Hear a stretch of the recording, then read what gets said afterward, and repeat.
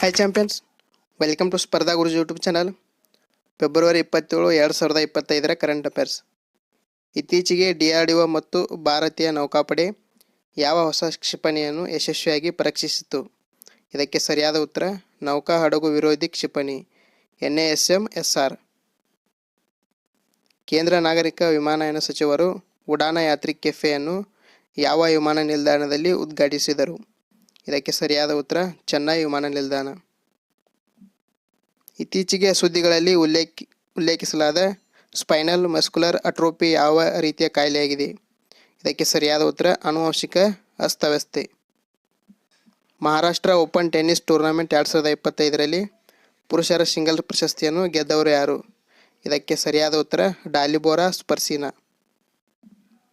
ಪ್ರಕೃತಿ 2025 ಇಂಗಾಲ ಮಾರುಕಟ್ಟೆಗಳ ಕುರಿತಾದ ಅಂತಾರಾಷ್ಟ್ರೀಯ ಸಮ್ಮೇಳನ ಎಲ್ಲಿ ನಡೆಯಿತು?